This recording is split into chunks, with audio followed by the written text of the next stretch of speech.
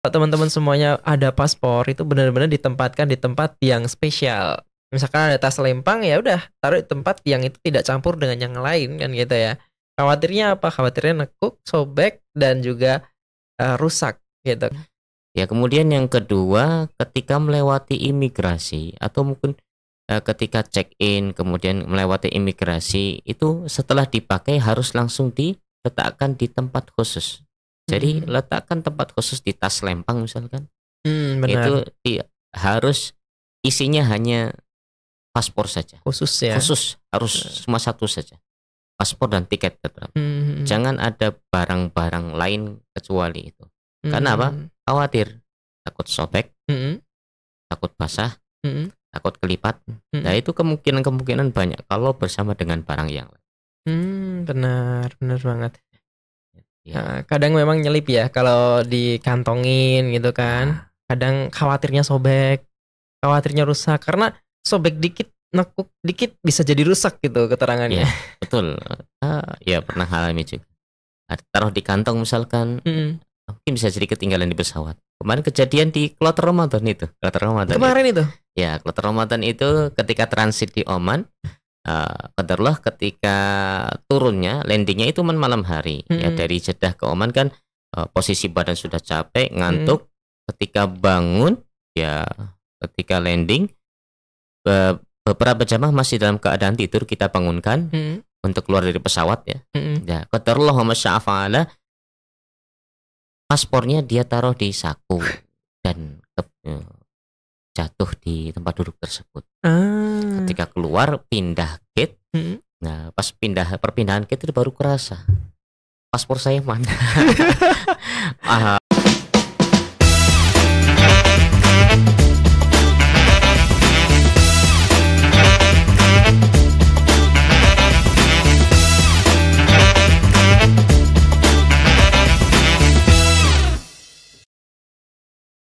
Bismillahirrahmanirrahim. Assalamualaikum warahmatullahi wabarakatuh. Waalaikumsalam warahmatullahi wabarakatuh. Masya Allah, Ustaz Iksan, apa kabar nih? Alhamdulillah baik. Nah, kabarnya Mas Agus? Alhamdulillah baik juga. Alhamdulillah, ini luar biasa ya, kita kedatangan salah satu TL di Al Fajr yaitu Mas Ihsan, dan tentu saja beliau itu profilnya adalah seorang ustadz nih. Iya, alhamdulillah beliau profilnya ustadz. Jadi kalau ada teman-teman yang tanya, Mas, kalau TL itu harus ustadz nggak? Nggak harus ustadz. Tapi kalau ustadz juga boleh gitu kan. Mungkin juga lebih baik. Lebih baik juga, dimana juga punya basic agama gitu kan, terkait ilmu mungkin sejarah dan lain sebagainya juga lebih bagus gitu kan. Tapi nggak menutup kemungkinan kalau teman-teman semuanya mungkin belum jadi ustadz atau mungkin nggak punya profil agama, atau mungkin di pondok pesantren lebih tepatnya ya. Kalau profil agama kayaknya ya harus ya Islam gitu kan. Ya, harus Islam gitu. Ini yang paling penting.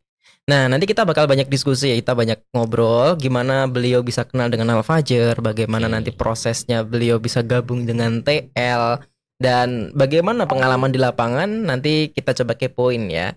Dan siapa tahu nanti ada insight juga, ada tips-tips juga yang bakal disampaikan beliau. Insyaallah.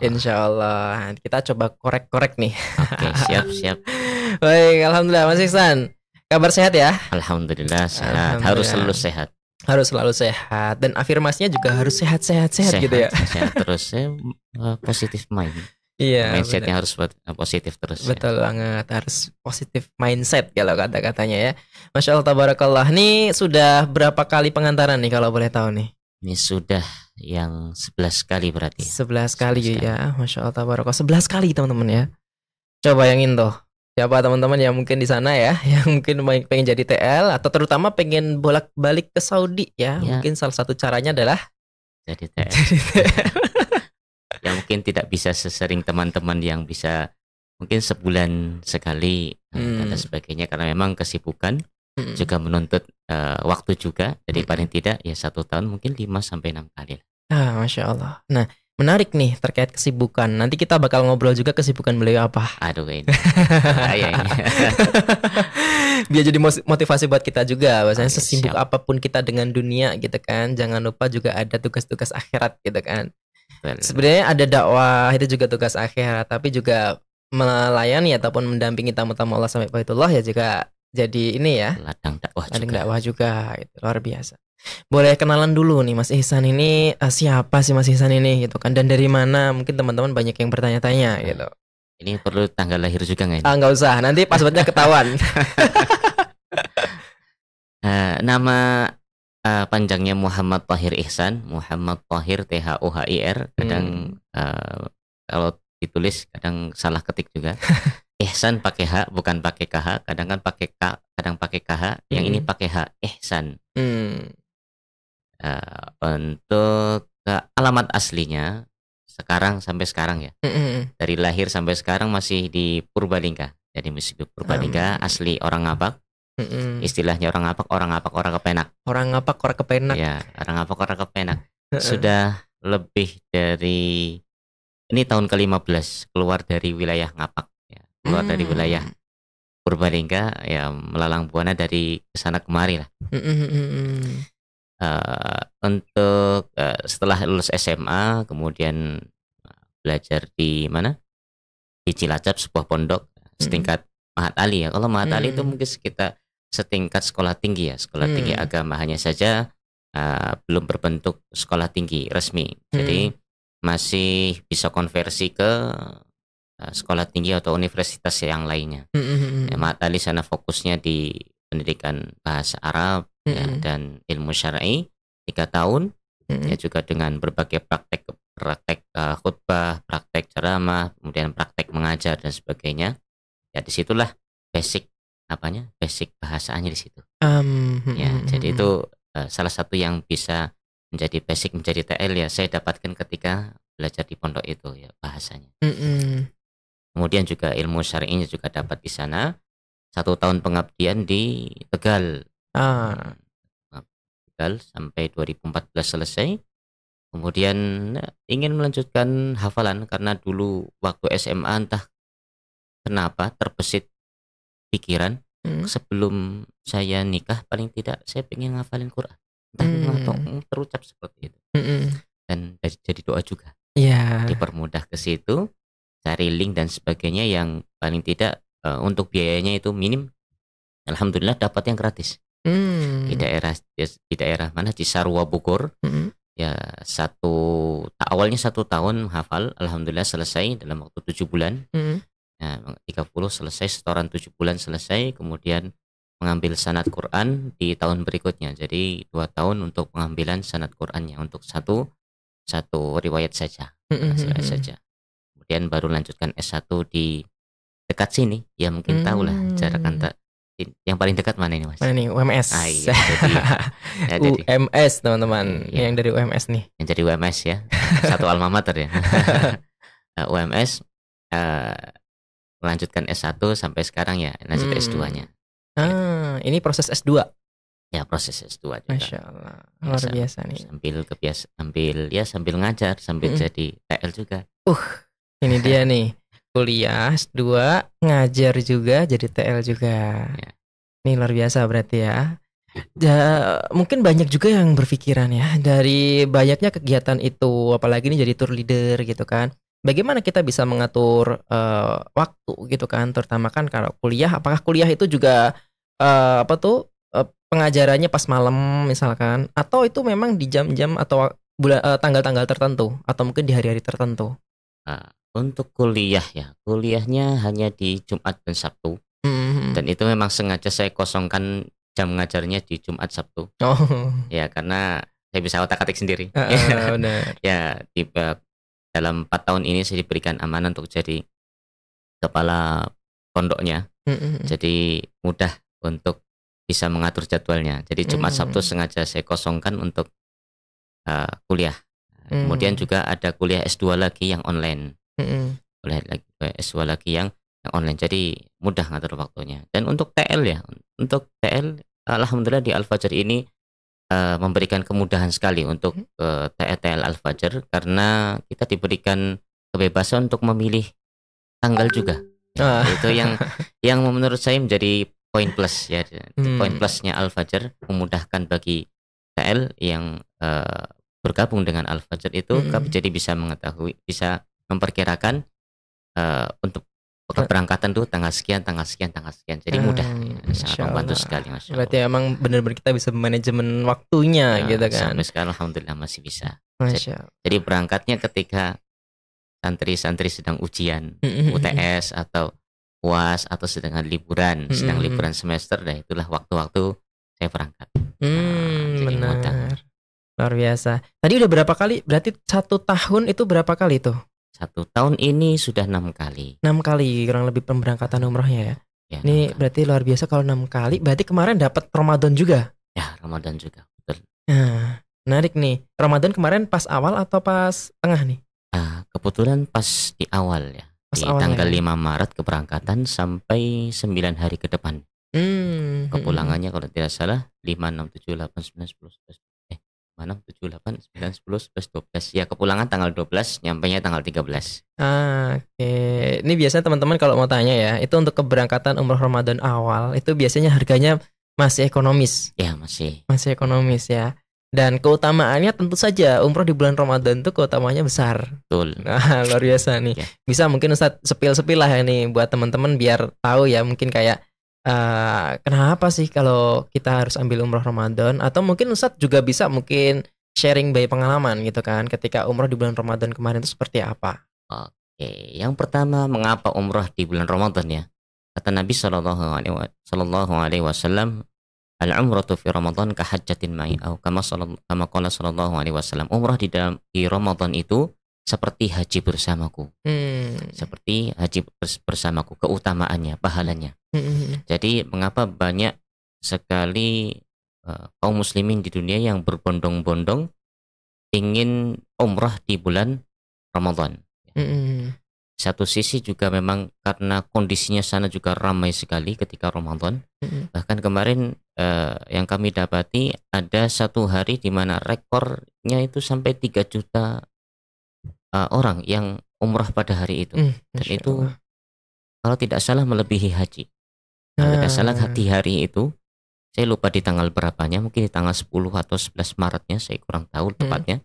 Itu melebihi. Kan memang saya rasakan ketika itu pas kita juga sedang di sana, melihat ramainya juga luar biasa. Luar biasa ya. Benar. Kalau kita rasakan sendiri kan umroh di selain Ramadan itu udah benar-benar banyak banget jamaah, apalagi hari Jumat. Apalagi malam Jumat, hari Jumat tuh benar-benar banyak banget. Apalagi tadi disampaikan bahwasanya ini melebihi haji seperti halnya haji tahun kemarin. Itu seperti apa tuh gambaran Tat? Contohnya ya, bagian-bagian Masjidil Haram yang biasanya ditutup pada hari-hari biasa, dan ini dibuka semuanya. Kalau pengen diteliti, pengen dilihat, itu ketika Ramadan kemarin semua kren-kren sudah hilang. Tidak ada apa? Sudah tidak ada kren, dan pintu-pintu di bagian Masjidil Haram yang baru itu semuanya dibuka. Dan kemudian bagi yang ingin sholat tarawih pun mereka diberikan tempat khusus di bangunan-bangunan yang baru atau mungkin di area-area atas. Karena di area bawah khusus untuk mereka yang umroh full.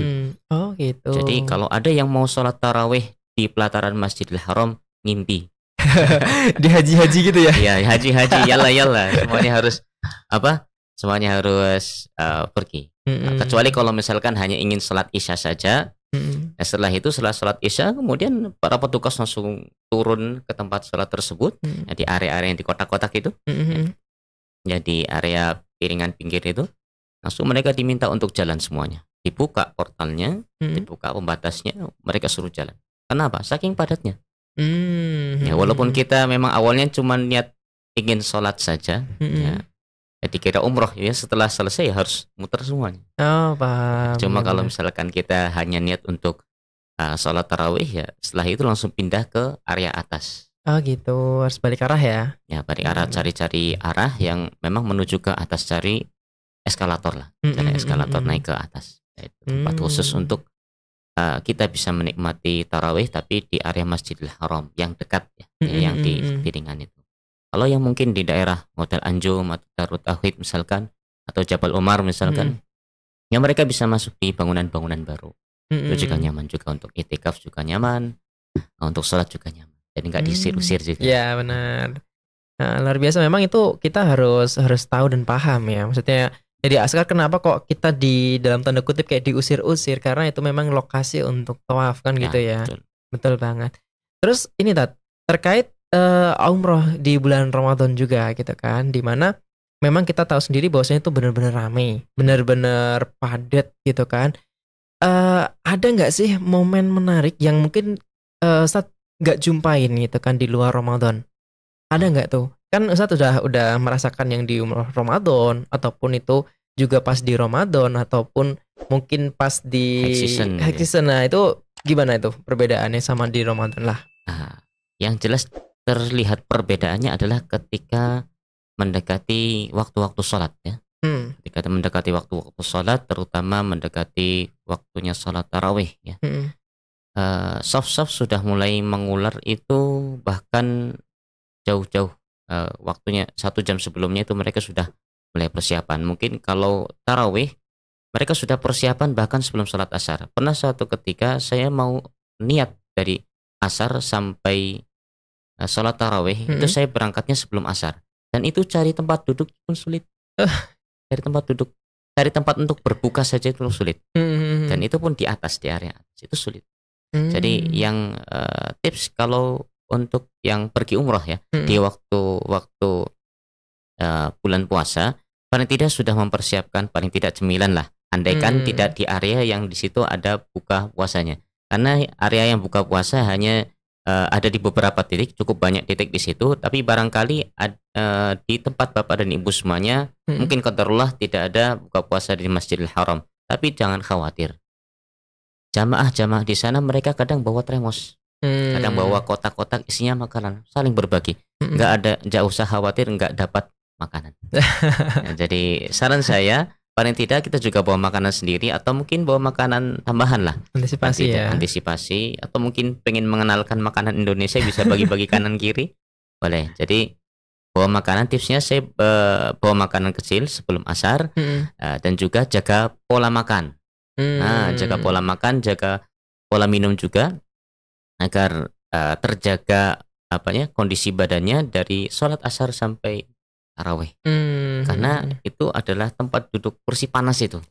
Kalau menghilang sedikit sih, kalau kita sendirian, bisa jadi itu beberapa saat kemudian kalau kita ke belakang sudah menghilang entah kemana.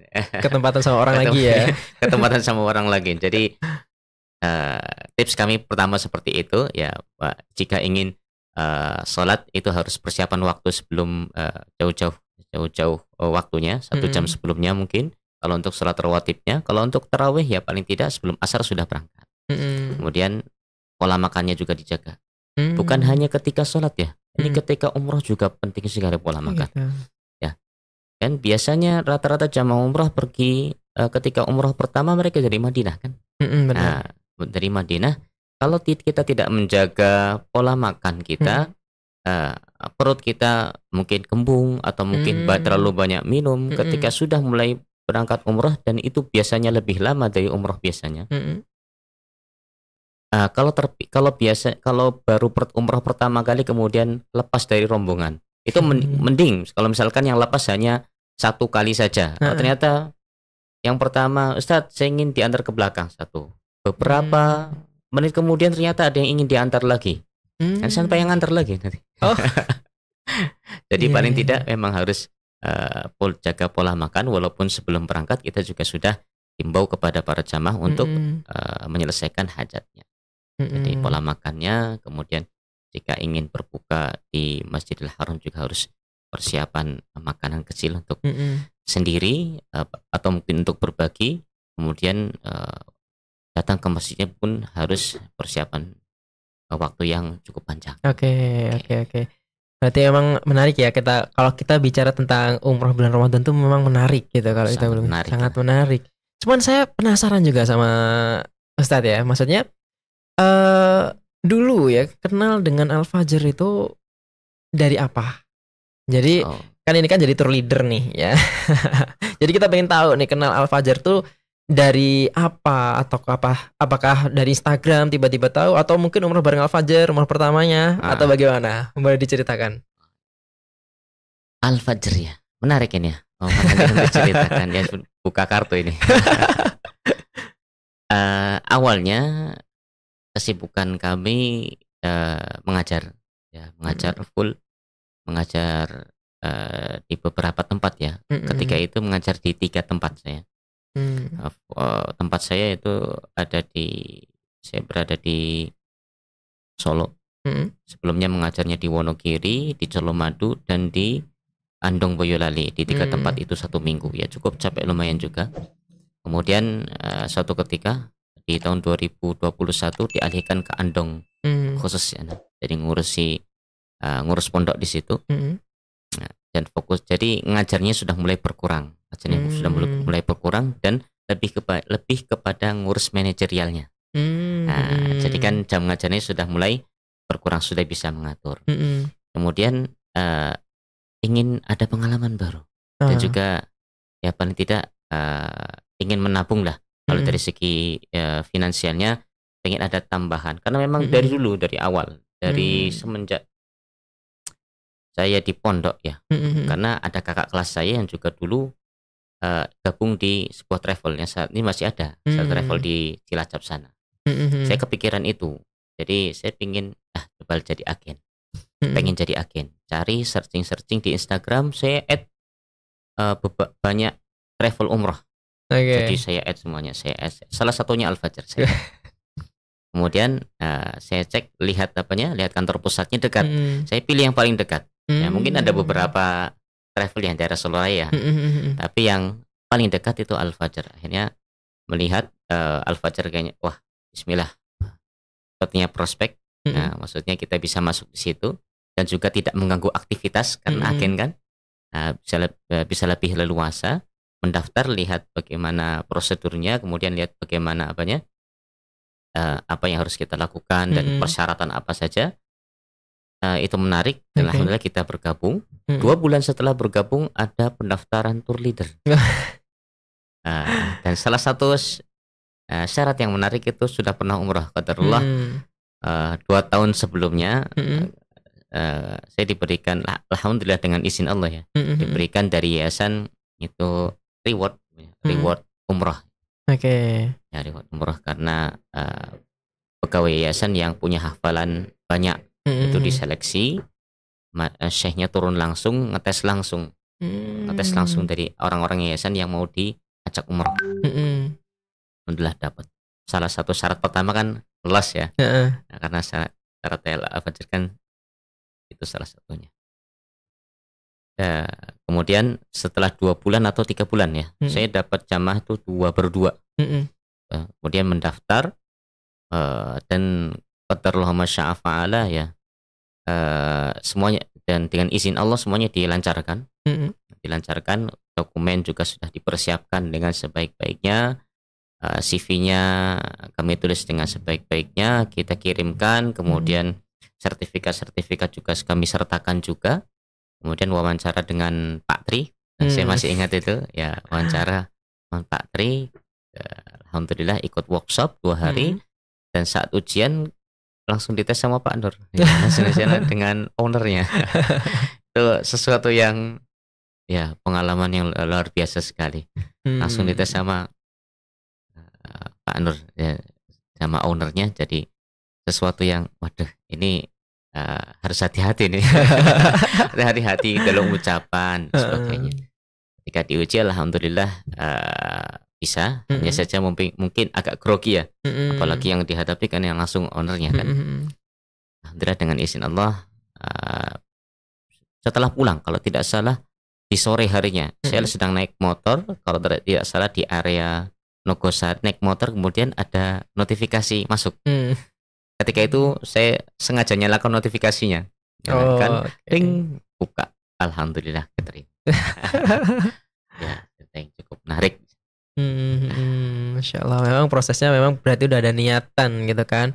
Yang semulanya gimana caranya aku bisa menambah lagi nih biar bisa nabung dan lain sebagainya gitu kan, dengan cara mendaftar agent di Al-Fajr, dan berujung bisa daftar ke TL juga gitu kan, karena memang juga masuk kualifikasinya gitu kan syaratnya, dan sekarang jadi TL Al-Fajr dan bisa berangkat bolak-balik ke Saudi nih. Masya Allah, tabarakallah nih. Entah itu doa dari jawaban doa dari Allah.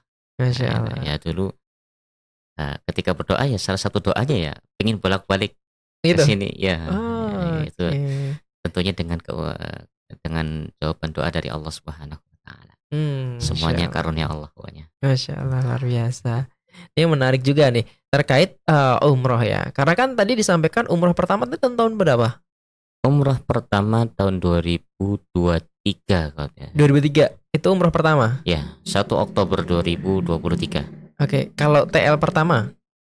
Nah, umroh pertama tahun 2018. Oke, 2018 berarti kan sebelum Covid ya. Ya, sebelum Covid. Dan ternyata jadi TL dan berangkat pertama di 2023. 2023. Ah, ini gimana nih pengalaman umroh pertama? Bawa jamaah berapa orang dan kloternya apa kemarin? Kloter pertama dulu 1 Oktober. Ya, mungkin kalau nanti yang mendengar teman-teman di sini atau jamaah di sini 1 Oktober 2023 paketnya MH mungkin agak kaget karena saya baru pertama kali. Saya pura-pura tidak jadi TL pertama. Iya, profesional tetapan. Tetap profesional. Itulah keunikannya Al-Fajr. Jadi walaupun pertama kali tapi digembleng seakan-akan memang sudah profesional. Luar biasanya. Ya Allah. 1 Oktober itu ya. Dulu paketnya paket MH. Malaysia Airlines ya, dari Jogja ya. Malaysia Airlines Jogja. Ya, jadi dulu tandem dengan namanya Pak Adi. Oh, oke. Nah, Pak Adi. 2 grup 90 ya. Dan itu harus menyesuaikan antara 2 grup, artinya 2 grup kan berarti bukan hanya grup kita yang harus diawasi kan? Benar. Ya, juga grup yang lain juga. Satu kejadian yang cukup menarik ya, satu kejadian cukup menarik, Malaysia itu punya imigrasi yang ramai. Imigrasi yang sangat ramai sekali, dan mau tidak mau sebagai TL yang baru kita mempunyai 2 pilihan ketika berada di bandara kan. Saya di depan atau saya di belakang. Oh iya. Ya.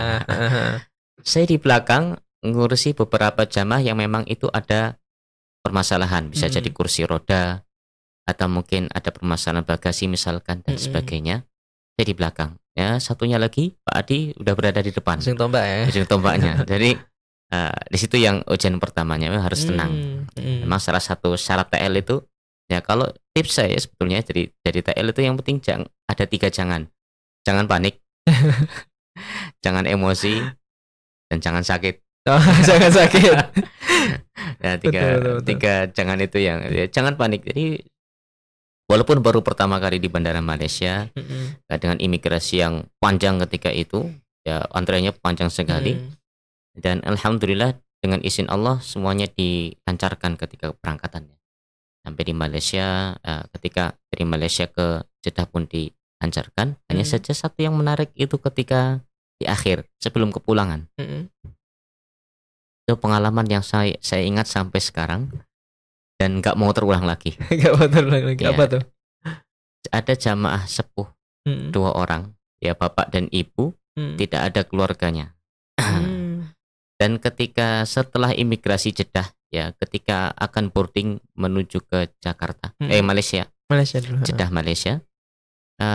Ketika sudah dipanggil boarding, biasanya kan saya absen terlebih dahulu. Absen terlebih dahulu, dan bapak itu qadarullah absennya agak di awal. Update di awal, beberapa jamaah sudah masuk. Bapak itu hendak masuk, mau mengeluarkan tiket dan paspornya, karena paspornya kan juga dicek juga. Ya, dicek. Ketika diambilkan paspornya, mau diambil, ternyata tidak ada. Itu saya masih ingat itu waktunya itu tinggal sekitar 35 menitan. 35 menit sebelum terbang. Wah, ngeri. Itu saya masih ingat itu pesawatnya itu berada di ujung bandara. Jadi di gate yang paling ujung. Di gate yang ujung. Dan itu kepalanya langsung bismillah. Langsung saya konfirmasi ke Korlap.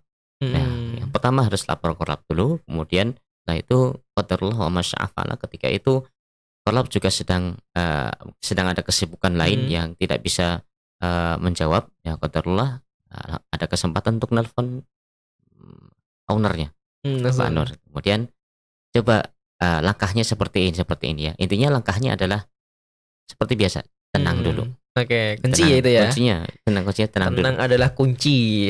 Ya, kalau udah nggak tenang buyar semuanya. Oke.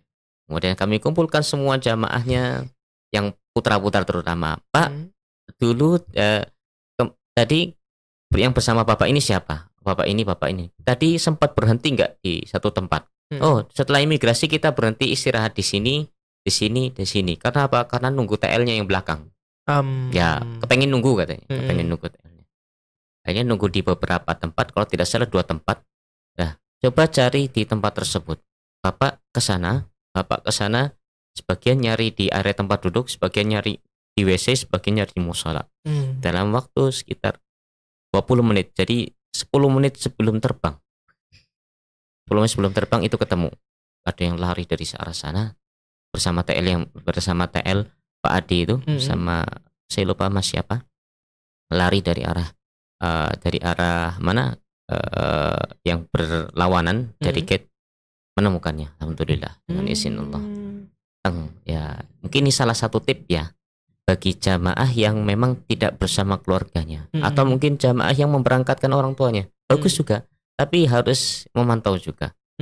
Yang jelas harus memberikan edukasi yang baik kepada bapak dan ibu semuanya. Satu, paket roaming juga harus aktif terus. Ya, paketnya kalau bisa HP-nya harus, notifikasinya harus aktif. Ya, kemudian yang kedua, ketika melewati imigrasi atau mungkin ketika check-in kemudian melewati imigrasi, itu setelah dipakai harus langsung diletakkan di tempat khusus.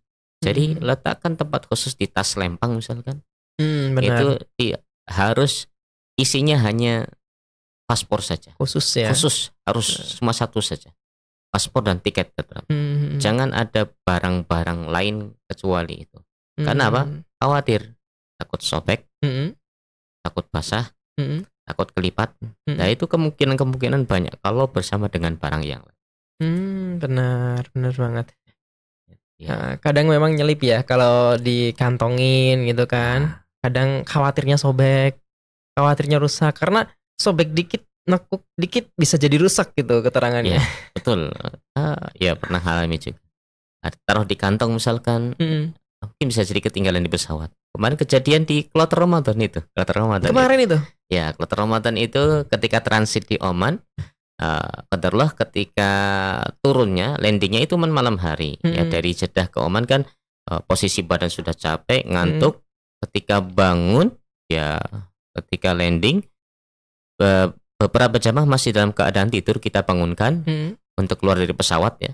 Ya, qadarullah wa masya'afa'ala, paspornya dia taruh di saku dan jatuh di tempat duduk tersebut. Ketika keluar pindah gate, nah pas perpindahan gate itu baru kerasa paspor saya mana. Astagfirullah, untung saya masih di belakang. Karena salah satu tips dari TL ya, kalau bisa TL itu harus yang paling ujung belakang, yang mempercayai ya, sapu bersih juga, dan juga ngontrol yang depan. Ya, kontrol yang depan mewakili kepada salah satu jamaah yang memang biasa di bandara untuk jalan duluan. Ya, kemudian kami temani untuk konfirmasi ke counter di bagian transfer itu agar konfirmasi ke pesawatnya, semoga saja belum pindah, belum terbang lagi. Ya, karena masih dibersihkan yang biasanya seperti itu. Konfirmasi agar dicek lagi di kursi tersebut. Alhamdulillah 10 menit kemudian ada kabar paspornya ada. Nah, itu jadi paspor tuh nyawa kedua Bapak dan Ibu, teman-teman semuanya. Benar. Teman-teman semuanya, ini paspor itu nyawa kedua, jadi harus hati-hati betul. Benar banget, memperlakukannya harus benar-benar kayak anak sendiri. Wah, kalau safar itu benar banget. Karena taruhannya nggak jadi berangkat gitu kan, benar ya. Jadi kalau teman-teman semuanya ada paspor, itu benar-benar ditempatkan di tempat yang spesial. Misalkan ada tas lempang, ya udah taruh di tempat yang itu tidak campur dengan yang lain kan gitu ya. Khawatirnya apa? Khawatirnya nekuk, sobek, dan juga rusak gitu kan. Karena sobek dikit pun juga sudah jadi rusak gitu kan kalau paspor itu. Nah, benar banget. Oke. Nah, tadi yang ditemukan tadi, yang jamaah yang MH tadi. Iya. Katanya kan hilang paspornya, ketemu. Itu ketemunya di mana tuh kalau boleh tahu? Ketemunya dia setelah di imigrasi. Kalau di Bandara Jeddah itu yang bandara yang baru, setelah imigrasi, kemudian pemeriksaan barang-barang, kemudian turun naik kereta kan. Nah, setelah naik kereta itu sebelum naik eskalator ke atas, gitu, tempatnya cukup sepi di situ. Tempat cukup sepi dan bisa apa ya? Bisa duduk-duduk di situ sebentar lah. Nah, jadi eh, katanya sih di situ berhentinya setelah dari kereta, kemudian duduk-duduk di situ sembari nunggu jamaah yang lainnya, nunggu yang di belakang di situ. Jadi ketemunya di situ. Oh, Deg-degan sekali tuh rasanya. itu kalau kalau sebelum naik kereta gimana itu ceritanya? Nah, sebelum naik kereta ya harus harus kembali lagi ke naik kereta ulang ke. Iya, masya Allah. Berarti memang benar-benar ya. Balik lagi ya, karena kalau di lapangan kan kadang kita nggak tahu ya. Mungkin jamaah sudah merasa paling oke lah. Aku sudah merasa bahwasanya ini ikhtiar terbaikku. Tapi nggak tahu kadang ada ujian juga yang muncul kan gitu ya. Itu Ustadz pernah nggak sih, maksudnya kayak jumpain jamaah gitu kan ketika umroh, kan kadang ada yang bilang kalau umroh itu kadang bakal menjumpai hal spesial yang kadang aku nggak pernah, contoh nih ada orang sudah meninggal dunia gitu kan, tiba-tiba di Saudi ketemu atau mirip gitu, pernah nggak sih cerita kayak gitu, atau mungkin pandangan Ustadz bagaimana tentang hal tersebut? Kemarin ada satu jamaah yang ketemu dengan seseorang yang mirip dengan ibunya. Oh iya. Saya lupa tiga kloter belakangan kalau tidak salah. Ya, itu hal yang spesial ya. Mungkin ya namanya juga manusia di dunia kan banyak sekali ya. Barangkali memang ada satu dua orang yang memang kelihatan mirip dan qadarullah ketemu seperti itu. Ya. Kalau keadaan-keadaan spesial di Makkah dan Madinah yang pernah saya temui ya, ada suatu kejadian yang unik yang dialami kalau tidak salah itu dari Pakistan atau Bangladesh, saya lupa. Ya seperti mohon maaf ya, mungkin seperti kesurupan. Mungkin ada yang pernah melihat ada sebuah video, ada seseorang yang tidak bisa melihat Ka'bah. Yang pernah melihat yang seperti itu ya. Mungkin ada cerita kayak gitu. Ada kan? cerita gitu. Tapi kita nggak mikir kok iso nggak lihat gimana gitu kan. Ya, yang pernah saya lihat itu ada seorang yang mohon maaf ya kesurupan ya. Kesurupan, Allah Ta'ala alam seperti apa. Yang dia ketika mengucap hal-hal menggunakan bahasa-bahasa yang mereka kadang bukan bahasanya sendiri. Ya bisa jadi itu ya mungkin jin dari tempat lain ya. Ya karena memang namanya tempat suci, kemudian di sana tempat korek-korek, tempat orang-orang membaca Al-Qur'an. Ya tentunya namanya kadang setan kan panas ketika apalagi mendengar ayat kursi, panasan ya. Hal seperti itu muncul. Tapi kalau jamaah Al-Fajr sendiri selama ini kami tidak ada hal-hal negatif seperti itu. Jadi semuanya alhamdulillah dan izin Allah aman semuanya. Aman ya. Ya berarti alhamdulillah. Berarti kan memang misalkan ada hal satu dua hal itu pasti sudah dikomunikasikan. Misalkan ini Bu, misalkan yang berangkat adalah orang tua. Orang tua saya ini agak pelupa misalkan.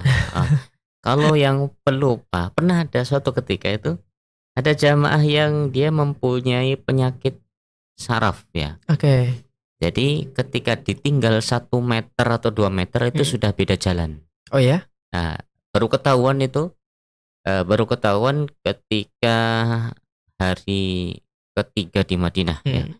Hari ketiga di Madinah ada laporan, Ustadz, bapak saya hilang. Bapak saya hilang. Mana namanya Pak? Ini ciri-cirinya ini saya sudah hafalkan ya. Oke. Biasanya saya sudah hafalkan namanya, wajahnya dan sebagainya. Kemudian saya share di grup bagi bapak-bapak atau ibu-ibu yang melihat Bapak Fulan, mohon konfirmasi. Oh, saya lihat tadi bapaknya di sini. Kemudian saya datangi tempat tersebut dan ditemukan oleh jamaah lain. Kemudian ketika ditanyakan, Bapak mau kemana? Saya mau pulang ke Ngawi gitu. Ya memang berarti ini Bapak ini harus dipepet terus. Harus pepet terus karena kemudian saya ngobrol dengan anaknya. Ya, Bapak ini memang harus dipepet terus. Jadi ketika ada kegiatan yang khusus laki-laki, misalkan raudhah laki-laki. Jadi anaknya tersebut nitip ke salah seorang jamaah laki-laki agar dipepet terus. Salat jamaah pun demikian. Jadi harus stay di satu tempat, jangan kemana-mana sampai anaknya jemput. gitu, suruh nungguin. Ya, suruh Oh nungguin. gitu. Ketika umroh pun demikian. Umroh pun sengaja saya pepet terus. Maksudnya saya pantau terus itu.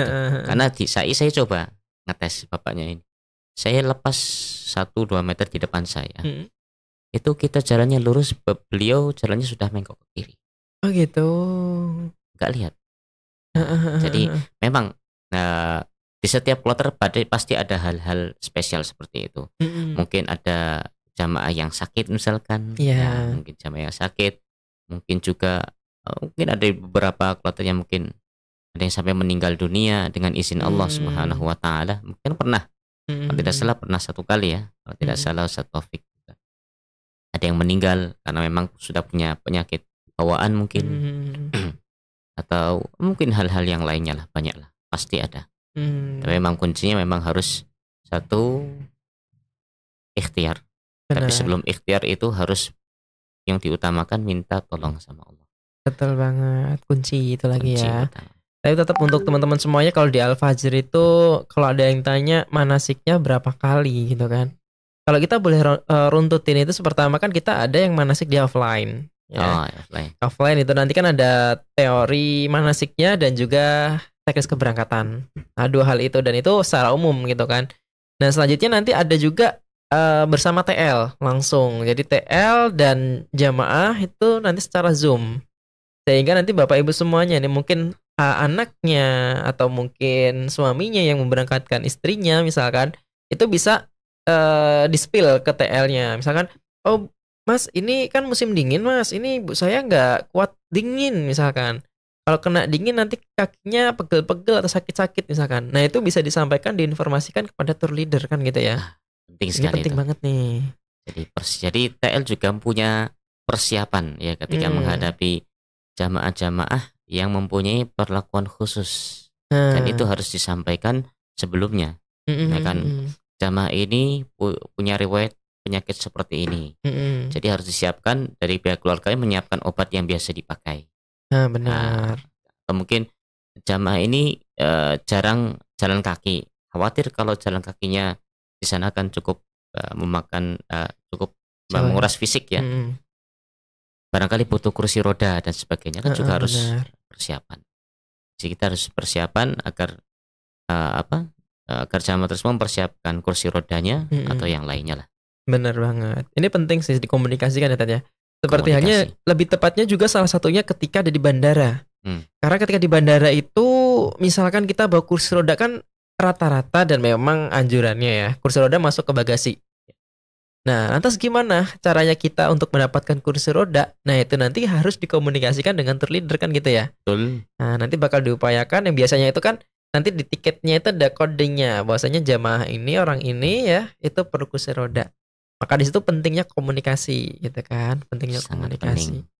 Terkait komunikasi juga Tat. Ini kan kadang ada yang tanya nih terkait apa tuh anak yang ngeberangkatin orang tuanya yang sudah sepuh, kadang kan diedukasi untuk raudhah wajib download aplikasi Nusuk gitu kan.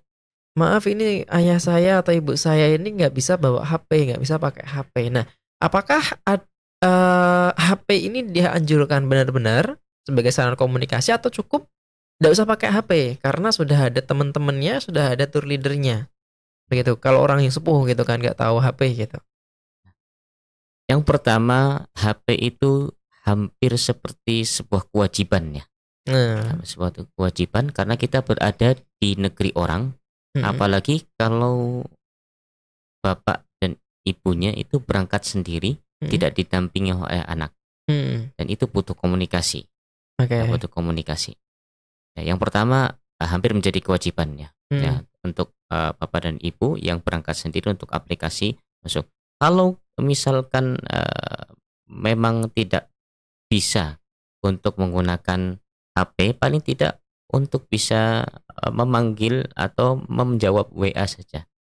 Ketika ditelepon atau ketika menjawab telepon, itu sangat membantu kalau terjadi, mohon maaf, kehilangan. Ya, mungkin lupa jalan pulang atau mungkin pusing atau mungkin demam, sakit di jalan misalkan. Jadi bisa mudah kita mengontrolnya. Ya apa? Kalau dipanggil bisa jawab. Oh benar. Ya, itu paling minimal. Kemudian terkait dengan aplikasi Nusuk. Nah, aplikasi nusuk bisa kita dapatkan dengan beberapa cara sebetulnya. Kalau untuk saat-saat ini kita bisa menggunakan dua cara, ya tiga cara sebetulnya. Kalau yang menggunakan aplikasi nusuk dua cara, yang pertama dengan booking di tanggal-tanggal tertentu, kemudian yang kedua dengan instant track, ya. Oke, terbaru ya nih ya. Instant track. Untuk booking itu kita bisa booking di tanggal dan jam tertentu selama itu masih ada. Dan itu menggunakan email yang aktif dan password. Nah, itu bisa menggunakan satu HP. Artinya satu HP kita daftarkan satu akun tertentu. Kemudian ketika sudah dapat sudah mendaftarkan, sudah dapat jadwalnya, kita logout. Nah, kemudian create akun lagi. Create akun lagi menggunakan email yang berbeda, kemudian password yang berbeda. Intinya sama-sama aktif. Ketika akan masuk di sana menggunakan satu HP pun bisa. Artinya apa? Harus gantian, tapi harus putra-putri. Karena kalau satu HP untuk dua orang dengan jadwal yang sama tidak bisa. Oh, I know. Berarti memang suami istri misalkan. Ya, suami istri misalkan. Satu HP gantian gitu kan. Nanti kan jadwalnya nggak bareng juga kan masuknya. Oh, benar. Oke. Yang kedua instant track ya. Instant track harus 20 menit sekali. Kalau sekarang instant track bukan satu hari bisa beberapa kali, bukan. Maksudnya 20 menit itu bukannya. Tetapi ketika sudah dapat, ya nunggu satu hari berikutnya baru bisa instant track lagi. Kemarin pun ada yang dicoba, bisa juga. Begitu. Tapi emang berlaku satu kali gitu. Satu hari. Satu hari. Misalkan besoknya mau lagi bisa. Bisa. Oh gitu. Berarti memang kalau dulu kan memang 1 tahun sekali. Ya. Sekarang berarti 1 hari sekali pun bisa. Iya, menggunakan instant track. Instant track. Oh gitu. Oke. Ini bisa dicoba buat teman-teman nih. Ketika mungkin ada di Madinah ya. Dimana kadang kan kenapa kita anjurkan untuk download aplikasi nusuk gitu kan. Kan sayang banget kalau misalkan sampai di Saudi, apalagi di Madinah, itu ke raudhahnya nggak sekalian dibanyakin gitu kan. Itu kan sayang banget. Dan ini alhamdulillah dapat kemudahan juga gitu kan. Bahwasanya ketika mau masuk ke raudhah juga nggak harus nunggu 1 tahun gitu kan. Kalau dulu kan nunggu 1 tahun Nat. Ya, jadi sekalinya kayak TL gitu kan berangkat misalkan sebulan sekali gitu. Ya wes kalau sebulan udah dipakai di bulan itu, sekarang Januari, maka sampai Januari lagi nunggu gitu kan, belum bisa masuk. Nah sekarang udah bisa gitu kan. Instant track. Dan satu lagi untuk tasrih dari atau surat izin dari biro. Itu biasanya ya satu grup. Oke. Itu juga ada nanti tasrih buat teman-teman mungkin. Ya terutama yang sudah sepuh ya kadang aduh nggak bisa mas pakai aplikasi gitu kan. Udah itu nanti ikut yang di tasreh pun ada. Ya tasreh dari biro insyaallah untuk membantu sekali. Nah benar banget. Ini teman-teman bisa garis bawahi dan diedukasi ke orang tua terutama ya. Mantap nih luar biasa nih. Boleh Zat mungkin berikan tips-tipsnya ya buat kita mungkin anak-anak muda terutama yang ngeberangkatin orang-orang yang sudah sepuh gitu kan. Apakah juga rekomendasi untuk paket-paket tertentu atau mungkin ada larangan-larangan untuk paketan tertentu misalkan kan kita sering jumpain tuh.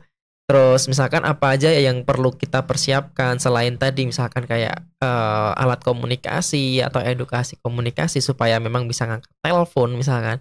Itu ada nggak sih tips yang lain lagi supaya memang bener-bener teman-teman yang nonton ini bisa prepare banget gitu kan untuk orang tua yang berangkat umroh.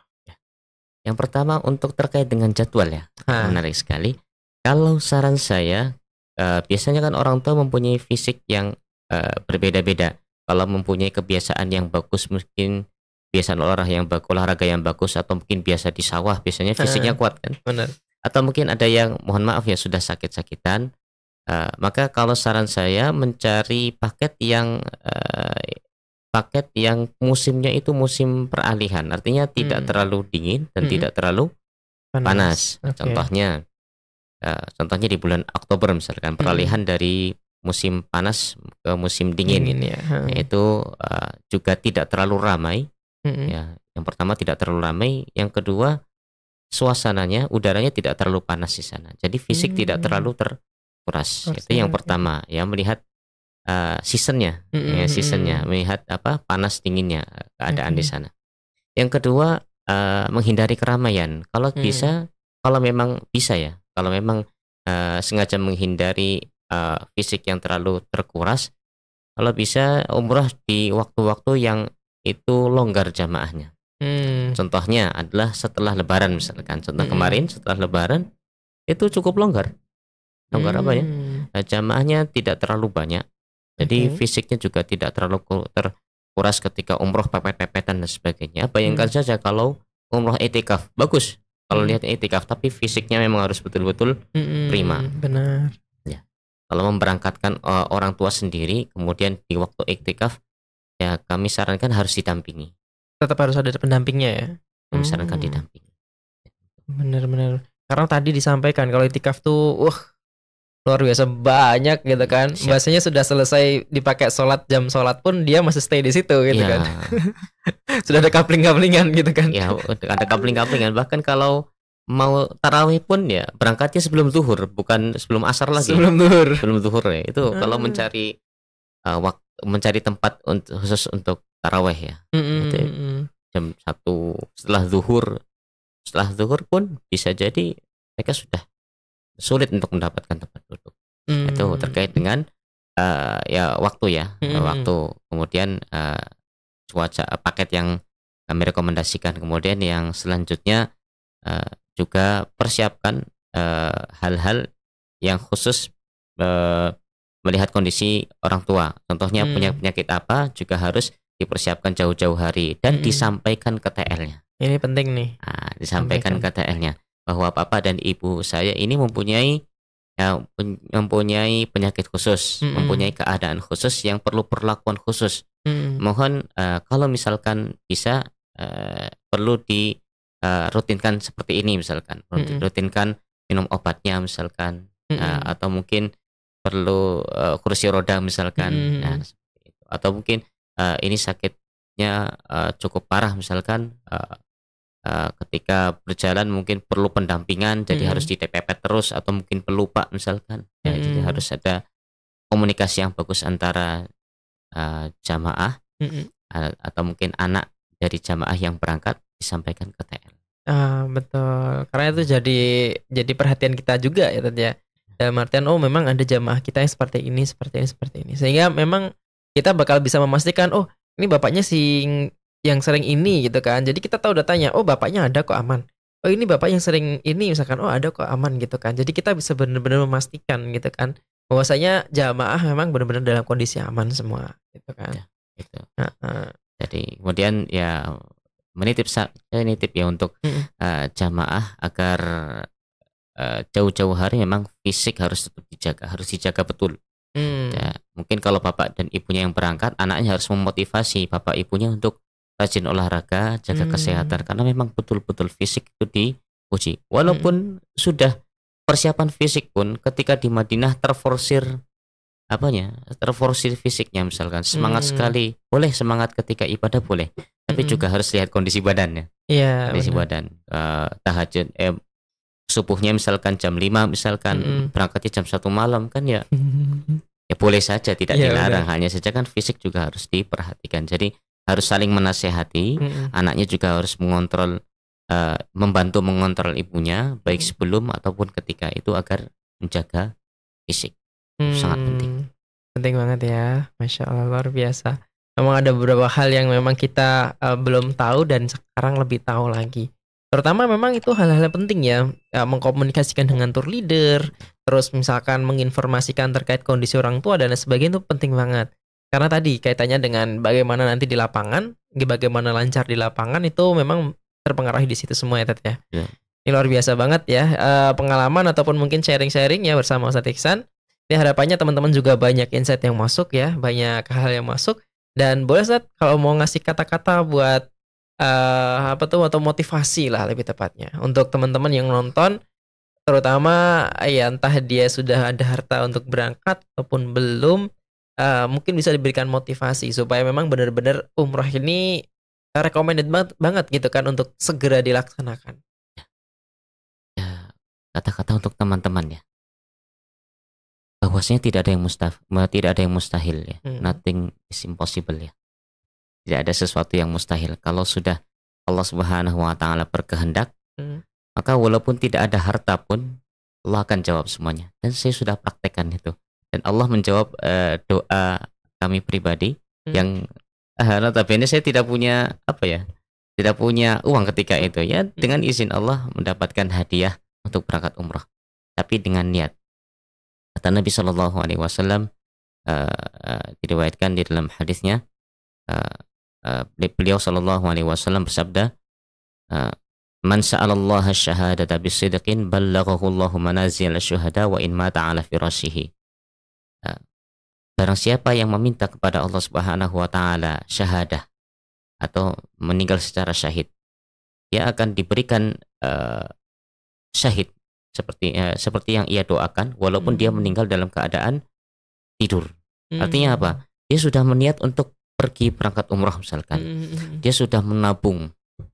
Ya, kemudian qadarullah ma syaa fa'ala, ternyata Allah Subhanahu wa taala tidak izinkan, maka luar biasanya adalah Allah masih tetap memberikan pahala atas apa yang kita usahakan. Itu yang pertama.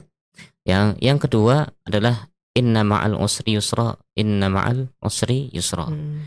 Setiap ada di situ, uniknya di situ adalah kata para mufasir, sebagian mufasir, kata al-usru itu diulang 2 kali dengan alif lam di awalnya. Maksudnya apa? Satu kesulitan, ada yusron, ada 2 kemudahan. Al-usru di situ satu kesalahan, satu kesulitan itu kemudian ada 2 kemudahan. Artinya apa? Kalau Bapak dan Ibu semuanya, teman-teman semuanya kesulitan misalkan dalam suatu hal, mungkin ketika ingin berangkat umrah dan sebagainya ada kesulitan, maka ketahuilah Allah sudah siapkan sebetulnya 2 jalan keluar. Jalan keluarnya di sesuatu yang sangat tidak terduga. Barangkali Bapak dan Ibu semuanya ketika sudah meniat umrah misalkan, ternyata mungkin karena suatu hal diberikan musibah, hartanya mungkin habis misalkan, Allah Subhanahu wa taala barangkali sudah menyiapkan 2 jalan keluar. Bisa jadi Bapak dan Ibu semuanya berangkat itu tanpa keluar uang sepeser pun. Atau mungkin mendapatkan proyek, bisa jadi yang mungkin bisa menutupi lebih besar dari apa yang kerugiannya. Seperti itu. Kemudian inna ma'al usri yusra, inna ma'al usri yusra. Kemudian yang selanjutnya yang terakhir, wa may yattaqillaha yaj'al lahu makhraja. Ya, hafal semuanya. Takwa itu adalah salah satu kunci Bapak dan Ibu semuanya, teman-teman semuanya, mendapatkan jalan keluar apapun yang dihadapinya. Ya, ingin umrah, takwa. Ingin pergi haji, takwa. Masalah hidup, ketakwaan. Takwa mungkin barangkali mudah untuk diucapkan, tapi memang perlu keistiqomahan untuk mendapatkan ketakwaan. Ya, mungkin salah satu definisi takwa, kami tutup ya. Salah satu definisi takwa adalah antaja'ala bainaka wa baina adzabillahi wiqayatan. Engkau menjadikan dirimu dengan azab Allah itu sebuah pembatas. Ya, batas itulah yang dinamakan takwa. Jadi memang inilah satu hal yang memang harus kita menjadi pegangan kita jika kita menginginkan hal-hal positif di kehidupan kita. Terutama kalau pengen umrah Al-Fajr. Takwanya ditingkatkan, usahanya tawakalnya ditingkatkan, insyaallah dimudahkan. Insyaallah, luar biasa Hasan. Terima kasih banyak atas waktunya. Semoga apa yang disampaikan jadi insight yang bagus buat teman-teman yang nonton. Barakallahu fikum. Assalamualaikum warahmatullahi wabarakatuh. Waalaikumsalam warahmatullahi wabarakatuh.